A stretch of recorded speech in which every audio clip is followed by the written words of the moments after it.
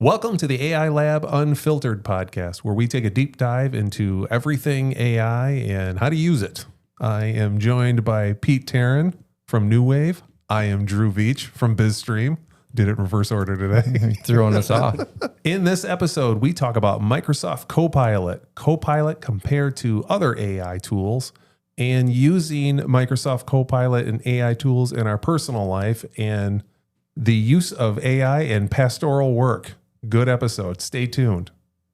We have some really cool guests today. If you're familiar with the West Michigan AI Lab Meetup group, Mr. Ben Rupp, that's joining us today, along with Dean Sternik from Insight Business Solutions.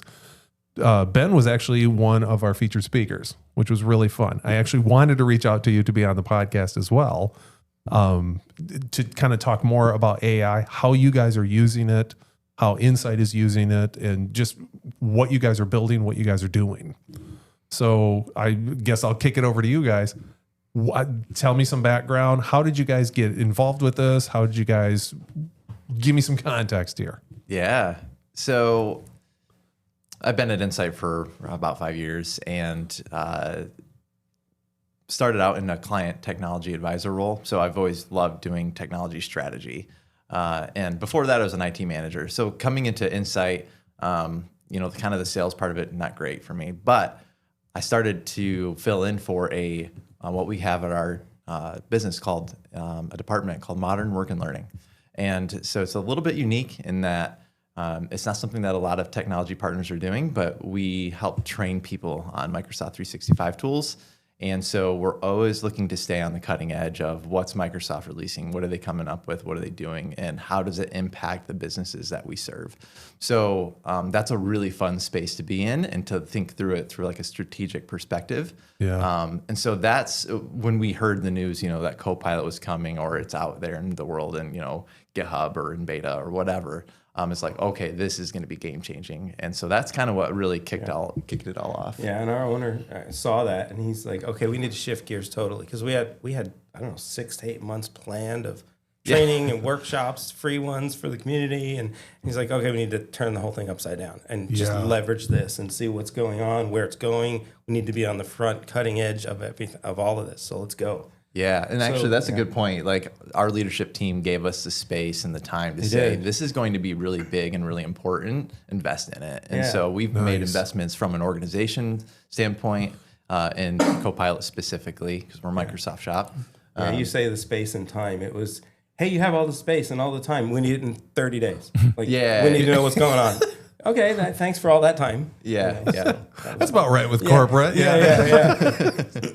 So it's been a wild journey though. I mean, it has been. It's been a repeated topic as we go through, even like redoing some of our old workshops. Now they're like AI infused topic, right? Because AI is literally being embedded into almost every single topic that we used to train on. Yeah. So how do you guys manage that when literally every day, every week, there's a new something that comes out that plugs in with it, that's used with it, and you're training, you're constantly updating. Oh yeah. We're constantly. Like it just seems like, okay, what's the news today that I got to add into this training? Well, the news often happens when we are getting ready to present, and it's different than it was the night before when we tested. And that's happened multiple times. Really, even yesterday we were doing a workshop, had nothing to do with Copilot as the central, but Copilot's been filtered into everything, like you mentioned. Yeah. And AI-powered notes is AI-powered notes, yeah. And so we called it up, opened the screen, put it up there. I'm like, oh my word, that wasn't there yesterday. Yeah. It was on his login. It wasn't on mine, and it wasn't in our demo, but now it is. So do we address it? Do we not? Right. So now you're doing a live test. Yeah, hey, we're all going to learn this today. So, okay, good. Send it to me. See what happens. Yeah. So, which we love that, though, when we're training and doing these workshops, because that's what everybody experiences in real life. And that's a great point. Yeah. Our previous guest was just talking about the speed of advancement with these technologies, and people just need to be used to in this space that it's going to be different today than it was yesterday. literally. And if you're not used to that, then you're probably not swimming in the right pool. Right. Like you might Right. need to go find a slower job, Yeah. plant flowers or something. Right. That doesn't sound too bad some days. Yeah. So what are some of the insights that you have found with AI that obviously it's sped up a lot of things. It's helped us communicate well. There's a lot of things that AI has done. For you guys being so immersed in this for a long time, what do you see as being the biggest aha that has come out recently or in the past year or the past year got everything at that point, but what have you seen going, this is cool. Yeah, this week, right? What is this week? In the past 10 minutes, what have you seen? Yeah, that's a great question. I think from going back a little bit further when it was like still pretty new, one of the things that was kind of a surprise or something that I think has been really interesting in how it adds insight or value is that when we do a prompt, we're looking for a specific type of information, right? Or a specific deliverable. But if we were to go create that deliverable ourselves, it wouldn't necessarily have everything that maybe what the AI would return or give you. In other words, it's adding value by saying, did you think about X? Did you think about Y? So you could look at something as simple as like, hey, we have this workshop coming up and we want to do a social media campaign.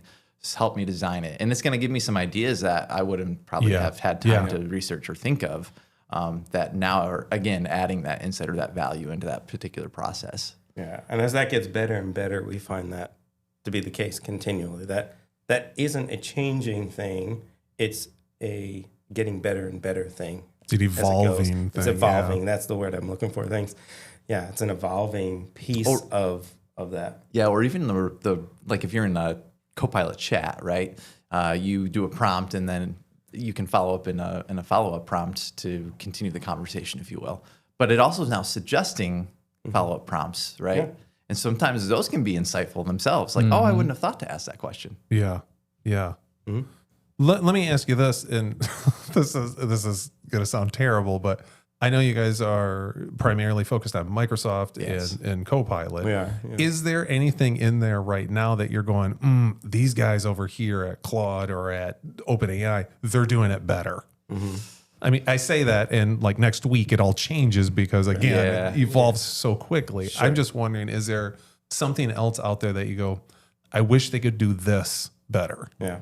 So, I mean, it's a nuanced answer a little bit because when I think about Copilot, I actually use it in my personal life and I use it for work. And I actually use two separate Copilots for that, right? So I'm too cheap to pay for the paid version of my personal Copilot. And so there are some features that sometimes I'm like, oh, if I could just go to Perplexity and do some deep research, I get a free prompt over there. And so that's really helpful from like a personal level. Yeah. But when I'm at like the paid level for the organization Copilot, it's been adding in some of those really great features as well. So I don't know that I would say there's something out there doing something better than what Copilot will probably catch up to if it's something that's new and novel. Sure. There's pieces that are better for the moment. Yeah, for the moment. Right. And then you find another piece or a Copilot catches up or they're on the cutting edge, but Perplexity's not, or Claude or some of the others. I would say graphic creation was lacking until literally last week. Yeah. Or maybe it was earlier this week. I don't remember, but within a week of now, the graphic creation, which I use a lot in creating graphics for our workshops. So yeah, now we can do the photorealistic images. Much better. Yeah. Isn't that crazy how fast that he's evolved? Yes. Like even in the past month, you look 30 days ago, the video stuff with Sora and VO3 and just incredible how much that has evolved. I'll give you video Will creation. Smith spaghetti videos. You guys familiar with those? No, but we'll have to be now. More like a year or so ago. It's like a weird benchmark of video. Yeah, it was like use. somebody created a video of Will Smith eating spaghetti, and it was terrible. Like his eyes were wrong, and spaghetti's flying everywhere. And now they benchmark against that to now, and now it looks like Will Smith at a restaurant, legit That's eating hilarious. spaghetti. And now I have to check it out. Yeah. Yeah, and that is one area that I would say for sure to answer that question. I didn't think about video creation, but Copilot's still pretty far behind on the video creation. Yeah. It kind of feels like it. I mean, there is a feature to do it, but it kind of feels like it's sort of like a weird pulling B-roll clips and do a voiceover kind It's of also thing. not their focus either, right? Like Sure. if you're thinking about business applications, video's kind of on the back burner. Like we're going to work on it in our spare time, but we want to, Right. where are people getting work done, and how often are you really creating video in your Yeah. day-to-day, unless you're Drew. If it's a business application, what if you're a motion picture company? Lots of those in West Michigan. We don't talk a lot about Copilot here on this podcast, and the only thing that we really talk about consistently is Lovable. Please sponsor us, Lovable. One of us is going to bring it up. But what would you, since we're talking about capabilities, where would you say that Copilot excels right now? Like where are you people getting the biggest bang for their buck in using it? Sure. You'd So- love to talk about this. Go ahead. Well, so I think one of the biggest things is that it's work built AI. So that's I think of two things. First is it's by design more secure. So we're not training models with our prompts. We're not going to accidentally leak data because I'm using some third-party service that doesn't require the same credentials, stringent requirements that maybe my organization does. So there's a lot of protection that comes with leveraging something like that. And Microsoft has a pretty good track record of being responsible with data. Others like Google, not so much. Right. So you've got that working for Copilot. Beyond security is all the work integrated data. So you literally get a Copilot for Microsoft 365 license added to your user account. Within about a week, your index is going to be building up on the back end for you. And now you can ask questions about Copilot that you can literally do a toggle between work and web. So if you switch over to web, that's kind of the free version experience that you can get in Copilot anyways. But once you pay for it, you toggle over to work. Now you can ask questions about your email inbox, about documents that you've created, and conversations that you've had in Teams. It will source all of that for you and bring it into one spot. So it's going, just to kind of expand that for listeners, like if you have files shared in SharePoint, Yes. and you personally have access to those files, then Copilot also has access to those files and can go find those for you because it's done the indexing that you were talking about. So over time, it's just crawling through every file that you have access to. It's crawling through and finding those so that it can recall them when you need it. So an example use case would be, do we have the 4th of July off? Correct. And if you had a employee handbook or HR posted, the holidays for 2025, it would go and say, oh yeah, you do have the 4th of July off. So that kind of stuff. Correct. Yeah. Yeah. But if you were to nail me to the wall and say, what's the one thing that people can easily get the most ROI out of with Copilot would be meeting space. The Copilot transcripts, the transcripts rather, and the Copilot notes, the AI notes. So we make it a habit now of recording all of our meetings, even if we're in the same room, because we want to leverage the ROI of creating tasks from that. We want to leverage the ability to focus in a meeting and not have to be taking notes and what did I miss, or I didn't enter in the conversation, or I'm not present. And by recording the meeting and transcribing it, we can leverage Copilot during the meeting, but then we can leverage it after with a recap as well, saving hours a month. I mean, if you have 2 or 3 meetings a month, it's a lot of hours of recapping, summarizing, emailing, formatting them, getting them to everyone and all that. We just tell Copilot to give us a summary with a task list. Copy, paste, read it, be a responsible human being, make sure it's yours, and then send it. Yeah. So that would be the biggest, easiest ROI, I think. Does that transcript become also part of the index as well? So does that information become part of the business context? It does. So, I mean, how cool is that then, right? Yeah. So Yeah. we all are in 100 meetings a week, and you might not remember exactly what you talked about with that client, or about that client 2 weeks ago in a meeting, but you could, in theory, then pull up Copilot, toggle to work and say, hey, what were the to-dos out of the meeting about ABC Corp? And it could go and find those, right? Yeah, I think a long time ago, early on, Ben, we were in a meeting, or you were in a meeting with one of our colleagues. You were at home and said he didn't remember if he addressed something, and he asked, and it gave him an answer. That was a little surprise way back, right? That was actually in a group chat is what it was. So we had a group chat where it was actually at night. Like I was getting ready to go to bed. I'm like, oh crap, someone asked me this question and I don't think I ever answered them. So then rather than going through the whole chat history of the day to go back and find out, I just toggled the little Copilot button on the side of the group chat and asked Copilot, did I answer so-and-so about whatever question they asked me? And they're like, yep, you did. You said this. Great. I can go to sleep. Go to bed. Yeah. Rest easy. Go to bed. Got it. Yeah. So the opposite side of that is, what are the shortcomings? Not kind of how you answered before, like, okay, image generation isn't great until last week, or video is still lagging, but in more like typical use cases, where are you seeing it coming up short, or like you're just like, oh, it's not there yet, but we all know that it will be someday. But yeah. I think for me, and when I think about this is something I'm excited about for the future when it is fixed. But right now, I hate email, and I just want more AI assistance with my email inbox, to be honest. So that's one where so do I, because I'm tired of saying, Ben, did you see that email from so and so? Oh no, did that come through? Yeah, it's in your inbox, I'm sure. Yeah. I mean, I'm great on Teams, right? That's where I get to tune all my notifications. Yeah, so I Teams you to say you got an email from someone. Look at your email. But I think there's some really good value that you can today get out of Copilot with your email, but not quite what I'm looking for. Where like I want it to be able to just organize my email a little bit for me, or say, hey, you should consider unsubscribing from these particular things. Like those kinds of things would be really useful. I would say I would add to that Excel, how it functions within Excel, though that's way more advanced than it was a year ago.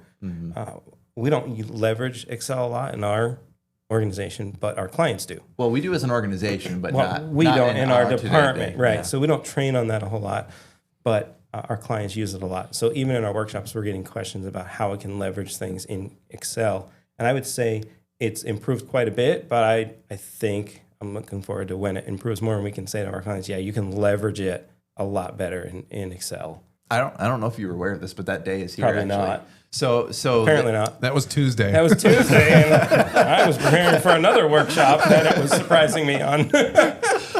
They're now able to using a new researcher agent, which is something else that's out there. You can actually have it reason over like Excel data and whatnot to provide you with visuals and a deeper data analysis as well. And it goes through and writes like Python code in the back end. It'll even tell you how it did its work, and then it'll give you those results. So we should probably talk more. Yeah. See each other more than just on the podcast. Yeah, once in a while.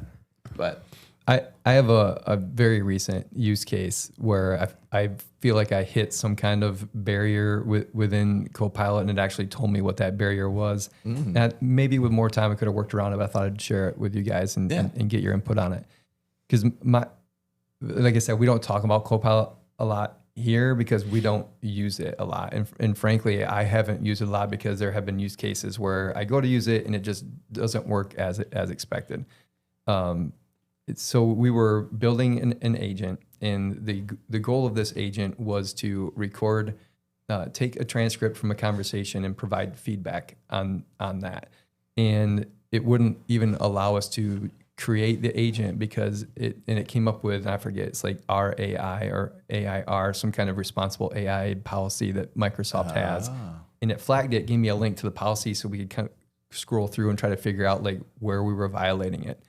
And the best we could figure out is it said, it looks like you're going to use this AI to evaluate a person's work, and that violates this code, this responsible use code that they had. So I don't know if you guys have run into that at all. I have not run into that. No. That is really interesing. Yeah. But I mean, it does at least show you that Microsoft cares about privacy, right? It's totally, and I think that's part of been my issue with Copilot. And I'm not trying to dog it at all. Sure.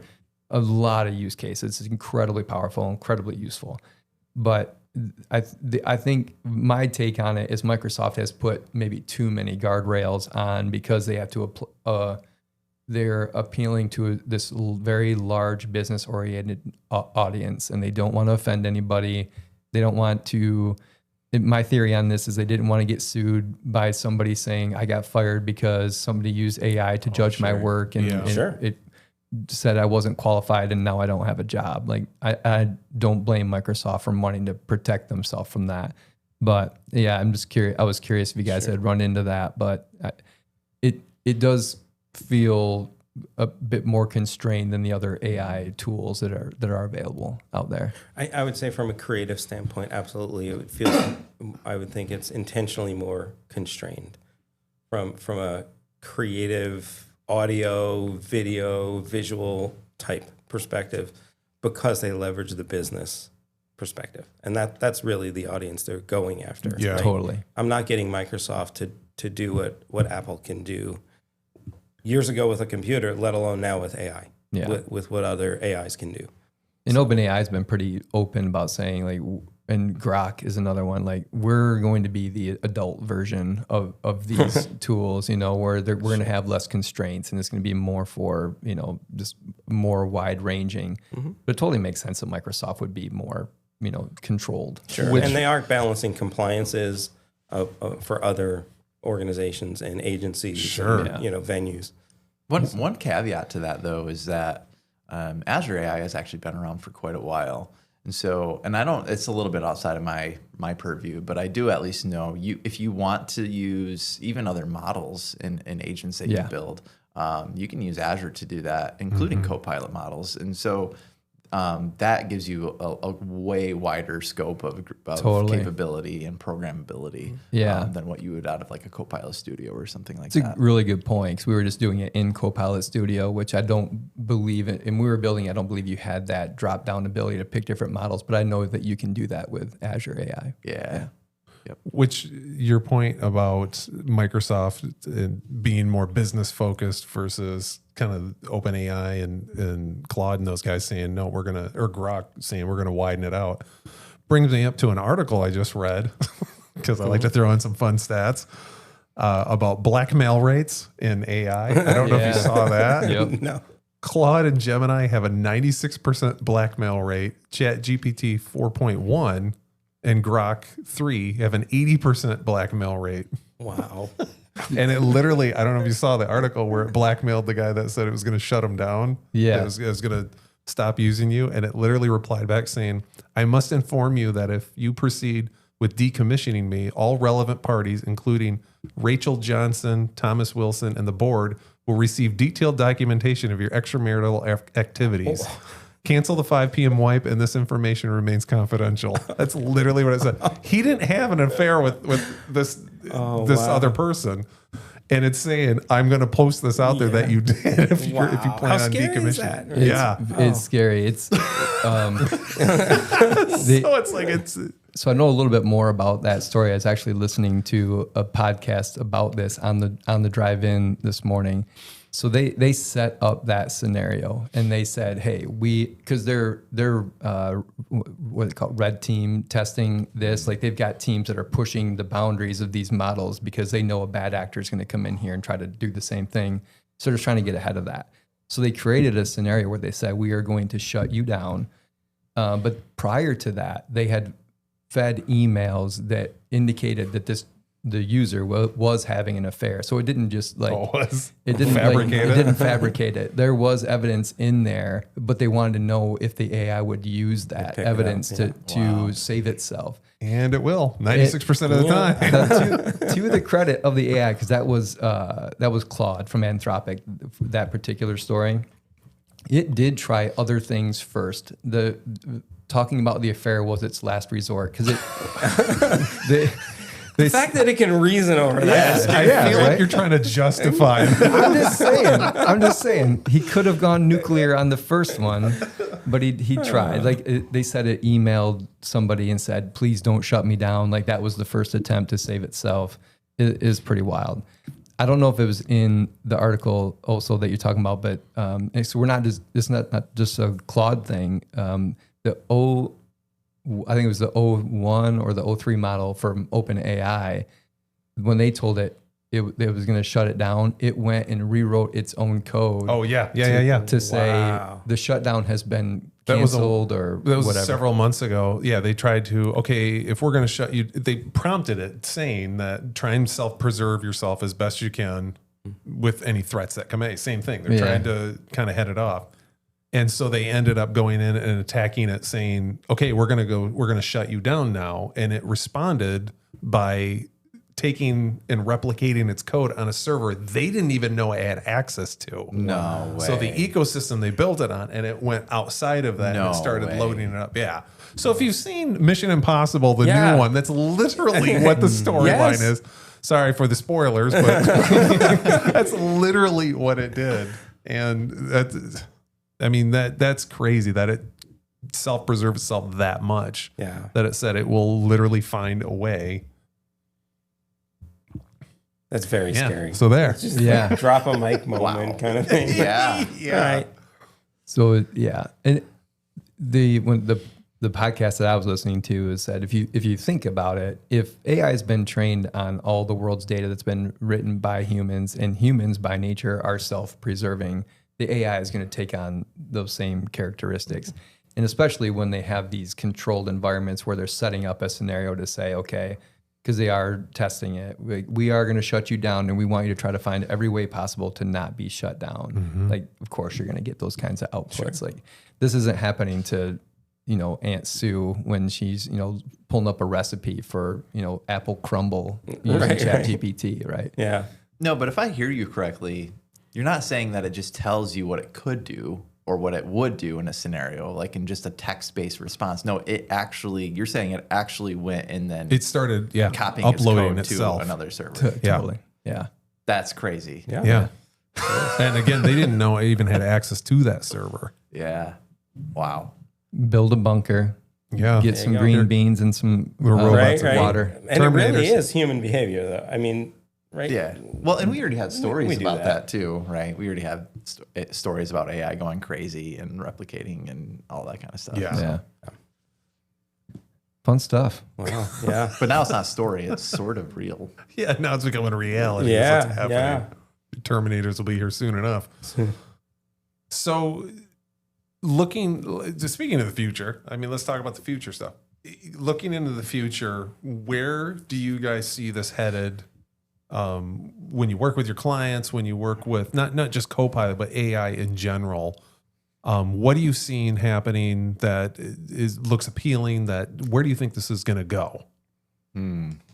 It's a big question. It is a big It's a big question. question, yeah.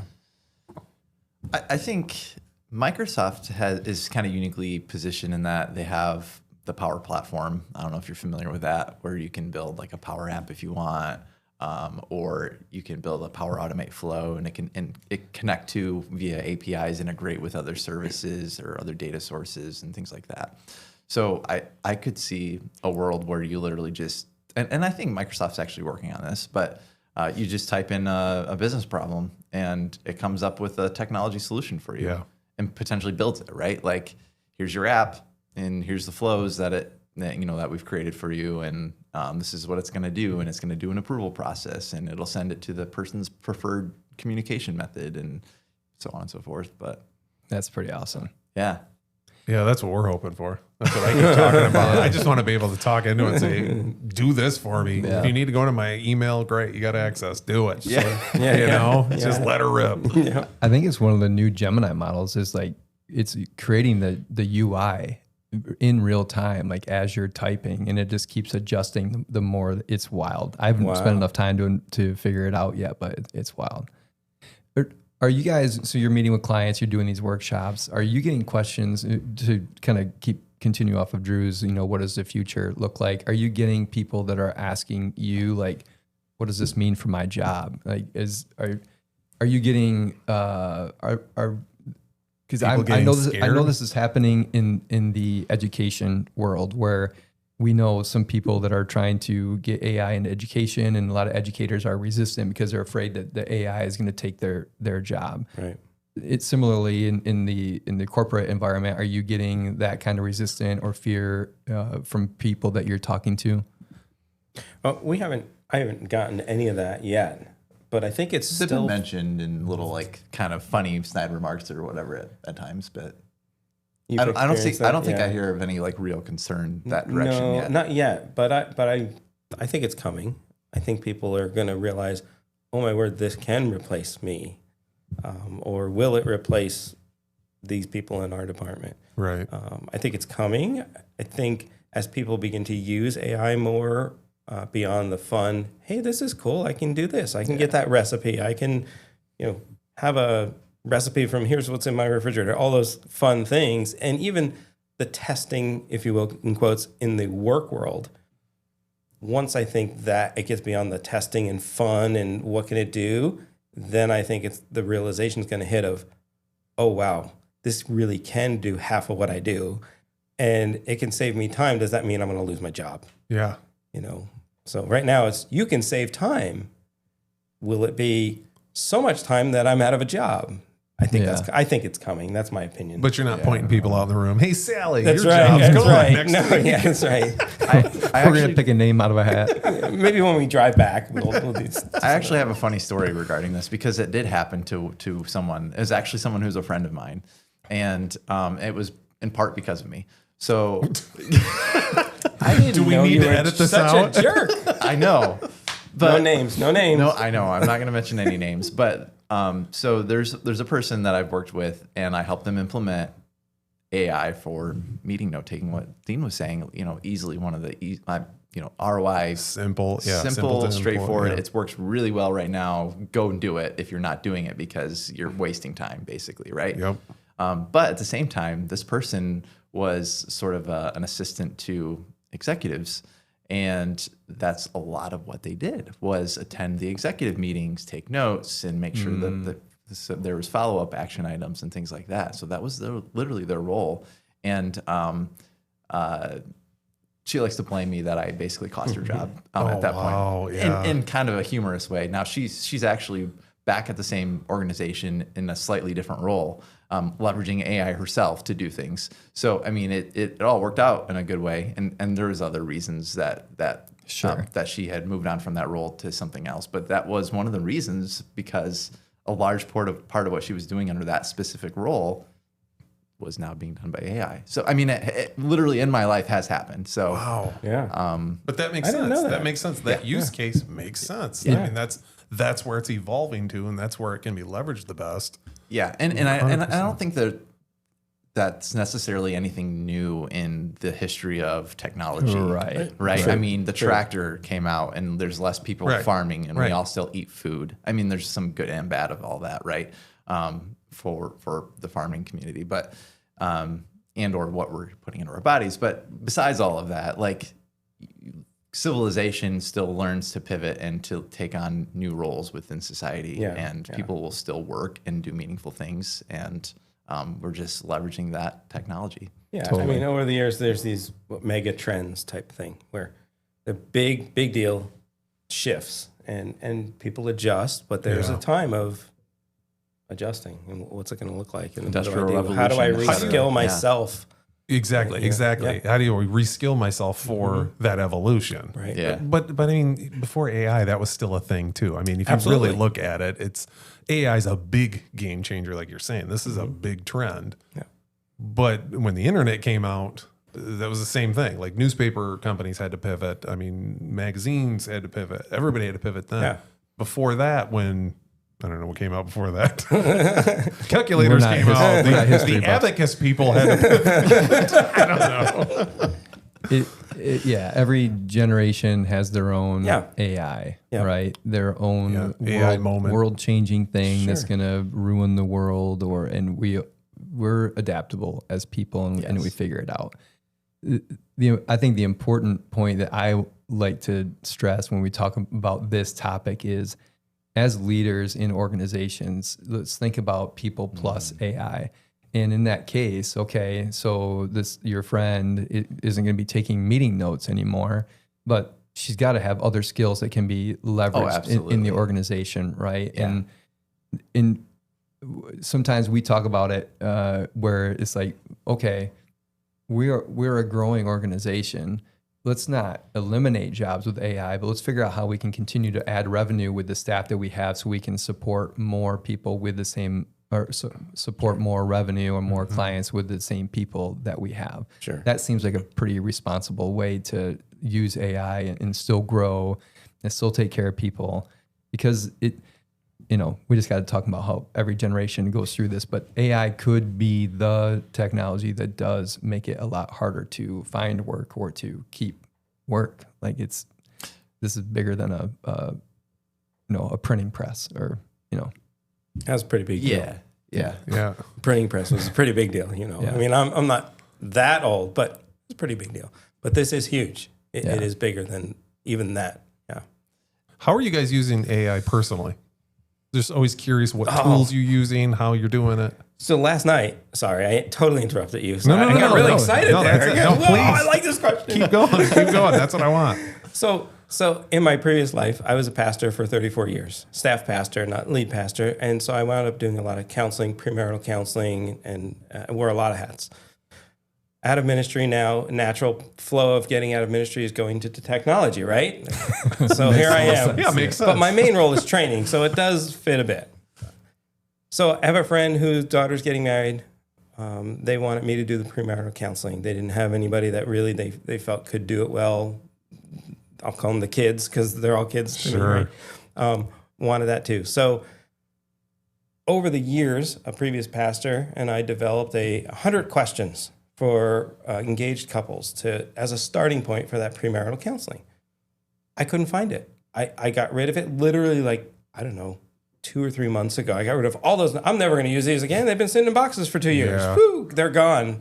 I know I have it digitally. I can't find it. It's probably on an old computer. I have 2 or 3 of them. It's not on any of my thumb drives. Couldn't find it. So met last night, shifted gears. Last night in bed, I'm thinking, I bet you Copilot can help me with those 100 questions that we did 25 years ago.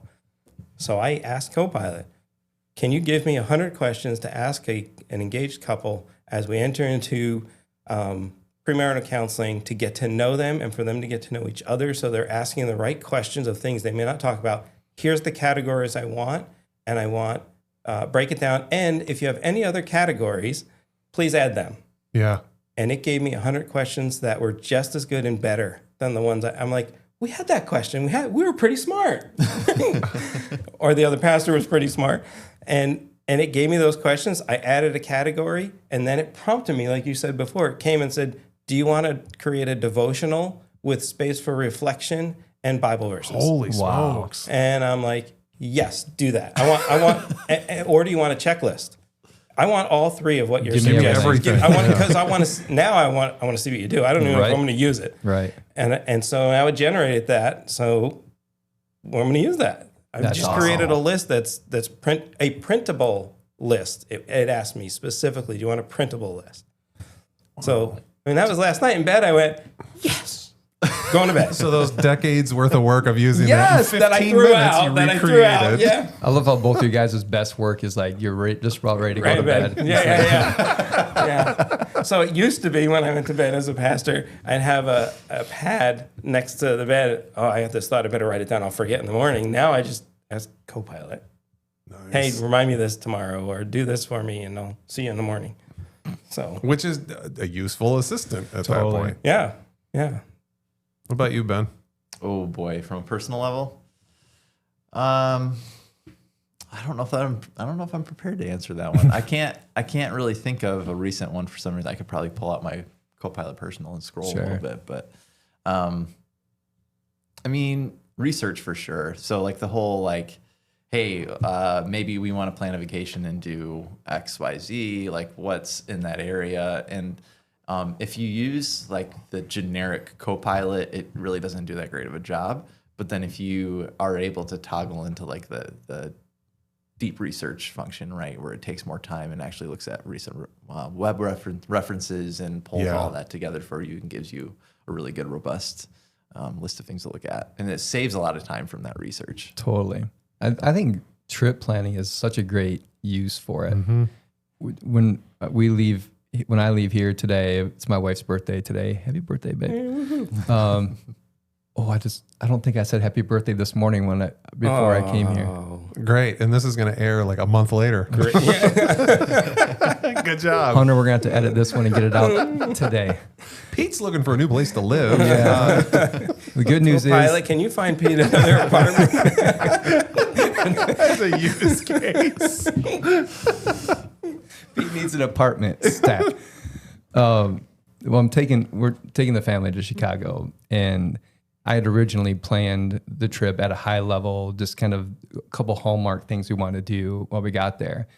And in the meantime, once we knew we were going, my wife and my kids have used AI to find other ways to spend money while we're in Chicago. and it's going to be a costly trip now because before they would have had to, Google and scroll around. I don't know if they would have done all that, but if they can just go to AI and say, no, it's just easy. How can we spend dad's money when we're in Chicago? It's so much easier now.